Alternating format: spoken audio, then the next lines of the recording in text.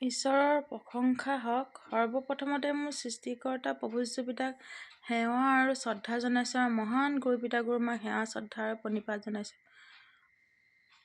মোৰ সেইদিনাখন 15 তাৰিখে লঘোণবৰতলৈ গৈছিলোঁ। তাৰপিছতে দেওবাৰ দিনাখন আমলখি খাই মোৰ কঁকালৰ বহুত দিনীয়া ৰোগ এটা আছিলে, কঁকালৰ বিষ আৰু লেট্ৰিনৰ প্ৰব্লেম আছিলে। সেয়া মই আমলখি খাই লৈ সুস্থ পালোঁ। আৰু সেইদিনাখনে দেওবাৰ দিনাখনে আমাৰ ঘৰলৈ আলহী আহিছিল, আমাৰ নিজৰ মামী আৰু বোৱাৰী। তেখেতসকলকো আমলখি খাই পবিত্ৰ গৃহলৈ যাম বুলি কৈছে। আৰু মোৰ চমু সাক্ষাতেই আছিল, বহুত দিনৰ পৰা দিম বুলি ভাবি আছিলোঁ, দিব পৰা নাই। এতিয়া প্ৰভু যীশু পিতাই সুযোগ দিছে। আমাৰ দাদা নবৌহঁতে 21 চনতে গৈছিলে।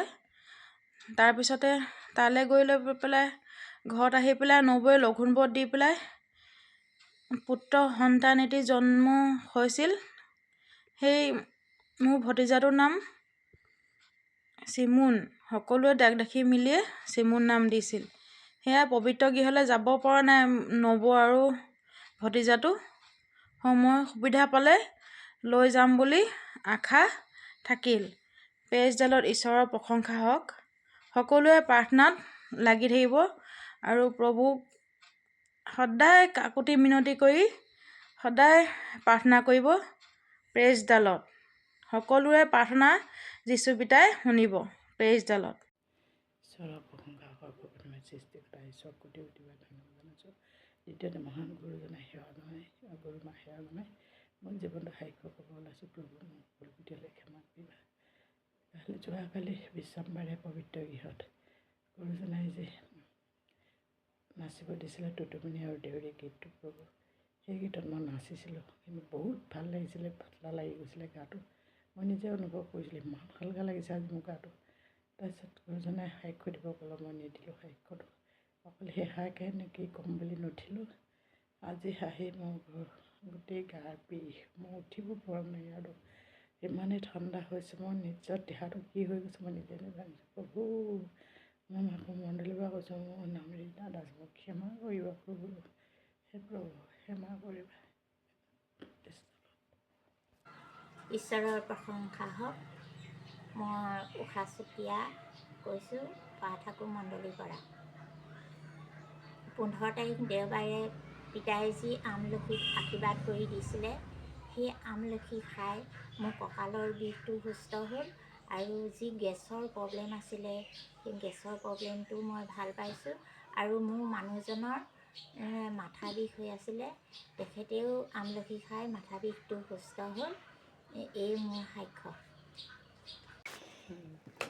ঈশ্বৰৰ প্ৰশংসা হওক। সৃষ্টিকৰ্তা ঈশ্বৰক কোটি কোটিবাৰ ধন্যবাদ দিছোঁ। পিতায়ে ঘৰৰ পৰা অনা আমলখি খাই ল'ৰাটোৰ গাঁঠি বিষ, ভৰি হাতৰ বিষবিলাক সকলো ভাল হ'ল। মোৰ বাওঁ হাতখন বিষ হৈ আছিলে, ভৰি এটা গাঁঠি সকলো ভাল হ'ল। পিতাৰ ওচৰত কোটি কোটিবাৰ ধন্যবাদ দিছোঁ। দুখ অপৰাধ সকলো পাপ অপৰাধ কৰিছোঁ, ক্ষমা কৰি দিব। প্ৰেইজডালত হ'ল। ঈশ্বৰৰ প্ৰশংসা হওক। সৰ্বপ্ৰথমে সৃষ্টিকৰ্তা ঈশ্বৰক কোটি কোটিবাৰ ধন্যবাদ জনাইছোঁ আৰু মহান গুৰুজনা গুৰুমাক শ্ৰদ্ধা আৰু সেৱা জনাইছোঁ। মই সোণাৰী নাফুক মণ্ডলীৰ পৰা কৈছোঁ। মোৰ নাম অজন্তা পাটৰ। মোৰ এটি সাক্ষ্য আছে। মোৰ বহুদিনীয়া টনচিলৰ সমস্যাত ভুগি আছিলোঁ আৰু ঠাণ্ডা পালে মোৰ বহুত কাহ আহে। কিন্তু সেইদিনা পিতাই নামঘৰত আশীৰ্বাদ কৰি দিয়া আমলখি খাই মই সেই সমস্যাৰ পৰা বহুতো মই সুস্থ হৈছোঁ। এই মোৰ সাক্ষ্য। প্ৰেইজডালত ঈশ্বৰৰ প্ৰশংসা হওক। মই পাঠাকো মণ্ডলীৰ হয়। মোৰ নাম দিব্য সন্দিকৈ। মোৰ বহুত গেছৰ সমস্যা আছিলে। সিদিনা পিতাই দিয়া আমলখি এডোখৰ খাই মোৰ এই গেছৰ সমস্যাৰ পৰা মই পৰিত্ৰাণ পালোঁ। এই মোৰ সাক্ষ্য। আৰু মোৰ ভৰি এখনো বিষ হৈ আছে। পিতাই যাতে আশীৰ্বাদ কৰে সুস্থ হ'বৰ কাৰণে, তাৰ কাৰণে মই প্ৰাৰ্থনা জনাইছোঁ। প্ৰেইজডালত ঈশ্বৰৰ প্ৰশংসা হওক। মোৰ নাম ৰীতা ফুকন, মই পাঠাকো মণ্ডলী। সিদিনা পিতাই দিয়া আমলখি খাই মোৰ ভৰি বিষ আৰু কঁকালৰ বিষ আছিলে, সকলো সুস্থ হ'ল। আৰু কিবা ভুল গুটি পাপ অপৰাধ হৈছে যদি এইখিনি যেন ক্ষমা কৰি দিয়ে। পিতাই শ্ৰীচৰণত পাপ ক্ষমা বিচাৰিছোঁ। এই প্ৰাৰ্থনা আমি সৃষ্টিকৰ্তা ঈশ্বৰক ধন্যবাদ জনাইছোঁ আৰু মই মহান গুৰুজনাকো মোৰ শ্ৰদ্ধা জনাইছোঁ। মই দুলীয়াজানৰ পৰা কৈছোঁ। মোৰ নাম নিপেন নাথ। মই আজি 2 মাহমানৰ আগৰে পৰা মূৰৰ বিষত ভুগি আছিলোঁ আৰু মোৰ বাওঁ ভৰিটো জিনজিনাই আছিলে। মই ডক্তৰকো দেখাইছিলোঁ।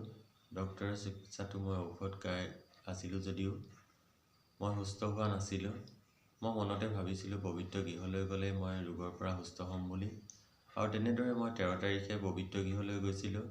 তাতে পিতায়ে প্ৰাৰ্থনা কৰি আমলখি খাবলৈ দিছিলে, আৰু সেই আমলখি খাই অহাৰ পিছতে মই ৰোগৰ পৰা সুস্থ হৈছিলোঁ। মই তাক সেইবাবে গুৰুজনাক ধন্যবাদ জনাইছোঁ আৰু ঈশ্বৰকো ধন্যবাদ জনাইছোঁ। এয়ে মোৰ চমু সাক্ষ্য আছিলে। Praise the lord. ঈশ্বৰৰ প্ৰশংসা হওক। সৃষ্টিকৰ্তা ঈশ্বৰলৈ কোটি কোটিবাৰ ধন্যবাদ জনাইছোঁ। লগতে মহান গুৰুজনা আৰু গুৰুমালৈ প্ৰভু যীশু মধুৰ নামত নমস্কাৰ জনাইছোঁ। Praise the lord, praise the lord. প্ৰভু, মই আজি এটা জীৱন্ত সাক্ষ্য দিবলৈ লৈছোঁ।